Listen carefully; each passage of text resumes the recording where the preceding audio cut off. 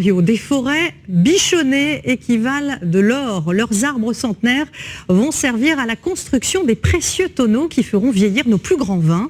Un marché très spécifique dont nous sommes, nous Français, évidemment les leaders mondiaux. En France, 600 000 tonneaux sont produits chaque année, dont les 2/3 à destination de l'étranger. Johan Engen et Eric Josset. À première vue, rien de bien compliqué pour fabriquer un tonneau. Mais en réalité, il faut un savoir-faire millimétré. Pour faire cette barrique, on va mélanger 3 origines, 3 fourrés différentes. Pour amener de la sucrosité, de la complexité et pour donner des arômes aussi au vin. Tout commence donc dans les grandes forêts de chênes. La plus belle au monde, la voici, celle de Tronchet dans l'Allier. Des milliers de chênes de plus de 30 mètres gérés par l'Office national des forêts et parfois vendus en fin de vie pour le plus grand bonheur des fabricants de tonneaux.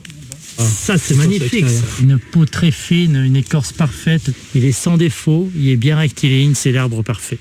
Ces chênes somptueux ont tous plus de 200 ans et ont la particularité ici de pousser très lentement. Un arbre de croissance lente va donner des arômes variés et plus fins, plus délicats, qui va être adapté pour les vins haut de gamme, les vins fins.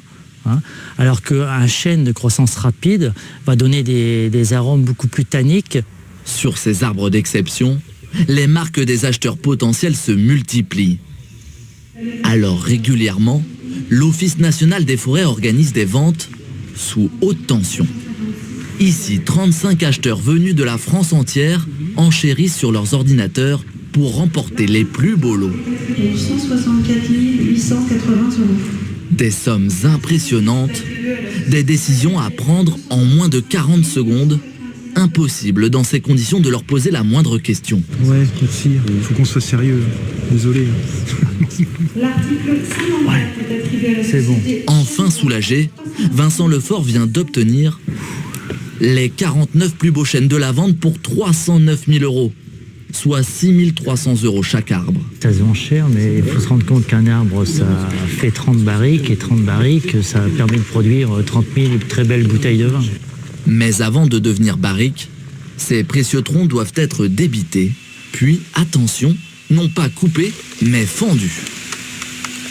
Il faut suivre la fibre du bois, et à chaque étape, enlever les défauts, contrôler toutes les pièces, ne garder que les meilleures. Respecter le fil, ça permet de garantir l'étanchéité de la pièce au vin et également de garantir une résistance de la pièce. Toutes ces planches que l'on appelle des douelles vont ensuite sécher à l'extérieur soumis au climat pendant 2 à 3 ans. Sur 10 hectares, il y en a plus de 2 millions, de quoi fabriquer près de 80 000 barriques. Enfin, l'opération la plus délicate, mais aussi la plus surprenante, la voici. La chauffe des tonneaux. Suivant la chauffe, on a des parfums qui sont différents. Et là, on est sur une moyenne plus et on a vraiment la vanille qui ressort, le côté pain grillé qui ressort vanillé. Des arômes à chaque fois différents pour répondre aux besoins du client final. À Saint-Émilion, ce vigneron fait vieillir sa vendange, non pas dans les barriques d'un même fabricant, mais dans celles de 7 fabricants différents, représentés ici par ces bouteilles. Il goûte alors tout séparément et décide ensuite des mélanges à effectuer.